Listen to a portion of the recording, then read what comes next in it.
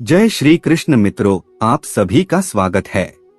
मित्रों, भगवान श्री कृष्ण ने मनुष्य के कल्याण के लिए कई महत्वपूर्ण ज्ञान की बातें बताई है।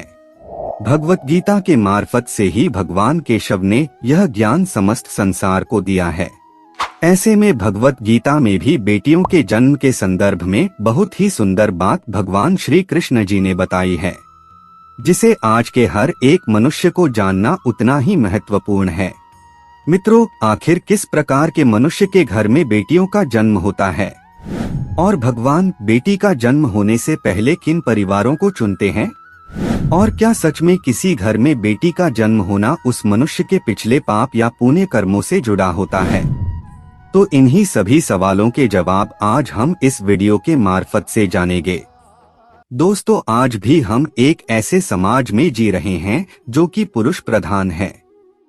आज भी जब लड़की का जन्म होता है तो अधिकतर घरों में मायूसी छा जाती है। और मित्रों, यह और कुछ नहीं बल्कि हम मनुष्यों की अज्ञानता है।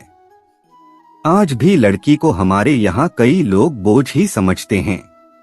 कई बार तो कई घरों में लड़की का जन्म होने पर तो झगड़े या वाद विवाद भी होते हैं, और कई बार तो ये वाद विवाद कोर्ट कचहरी तक चले जाते हैं। अगर किसी घर में किसी स्त्री ने लड़के को जन्म दिया तो उसका सभी लोग प्यार दुलार करते हैं, पर अगर उसी स्त्री ने लड़की को जन्म दिया तो उसे अलग नजर से देखते हैं, जैसे उसने कोई पाप किया हो। लड़के के जन्म पर ढोल बजाए जाते हैं तो लड़की पैदा होने पर सब मायूस हो जाते हैं। इन्हीं सभी बातों पर भगवान श्री कृष्ण ने बहुत ही सुंदर जवाब दिया है, जिसे जानकर आप भी हैरान हो जाओगे। पर उसे जानने से पहले मैं आप सभी दर्शकों से रिक्वेस्ट करता हूं कि आप इस वीडियो को लाइक जरूर करिएगा और साथ ही चैनल को सब्सक्राइब अवश्य करें, क्योंकि हम ऐसे ही ज्ञानवर्धक वीडियो आपके लिए लाते रहते हैं।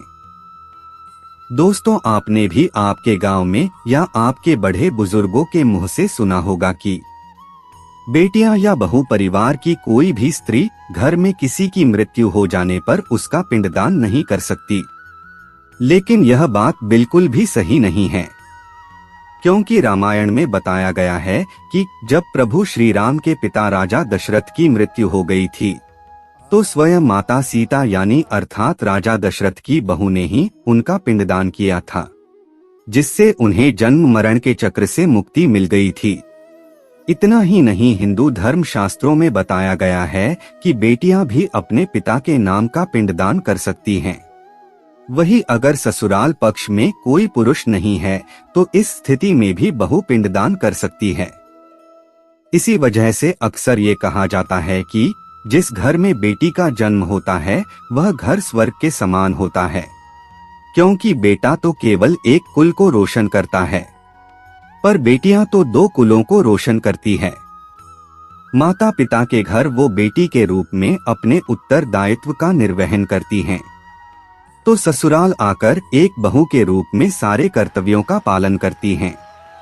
महाभारत काल के समय में भी इस विषय को लेकर अर्जुन के मन में भी यही जानने की जिज्ञासा हुई, तो वे भगवान श्री कृष्ण के पास चले गई और भगवान श्री कृष्ण जी से कहे, है माधव, किन कर्मों के कारण किसी के घर में पुत्री धन की प्राप्ति होती है, अर्थात कैसे घरों में बेटियों का जन्म होता है।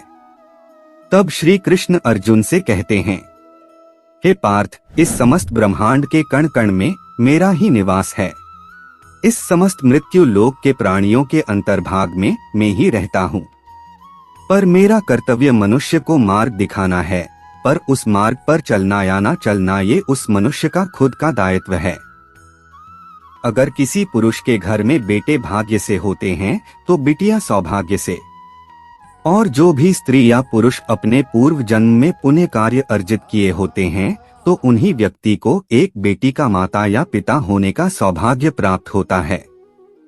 परंतु आपको जानकर हैरानी होगी, लड़की का जन्म हर किसी के घर में नहीं होता, बल्कि उसी के घर होता है जो भाग्यशाली होते हैं और अपने अपने पुण्य कर्म अर्जित किए होते हैं।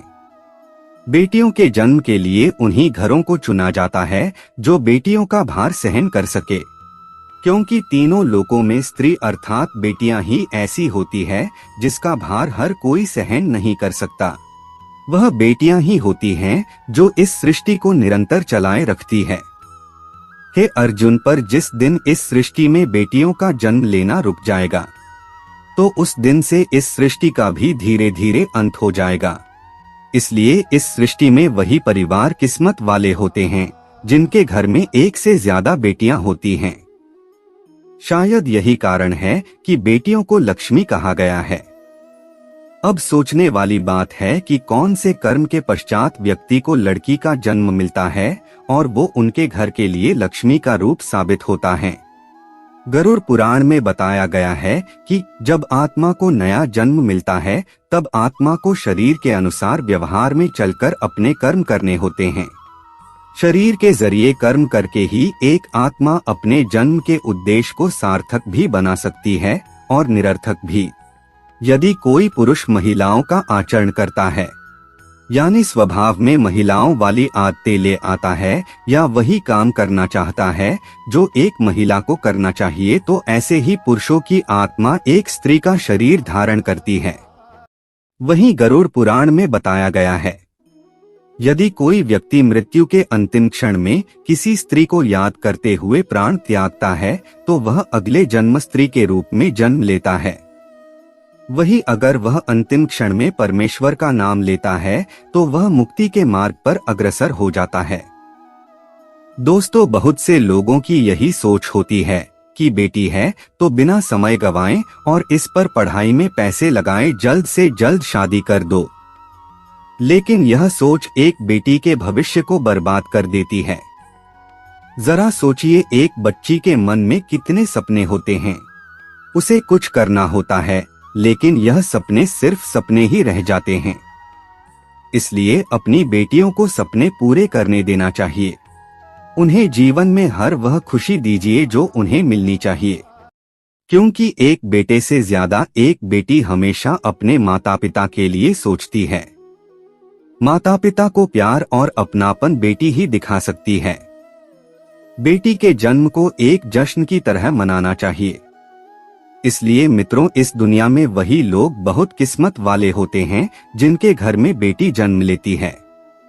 तो मित्रों, आज के लिए बस इतना ही। मैं आशा करता हूँ कि ये वीडियो आपको अच्छा लगा हो। अच्छा लगे तो बेटियों के लिए इस वीडियो को एक लाइक बनता है।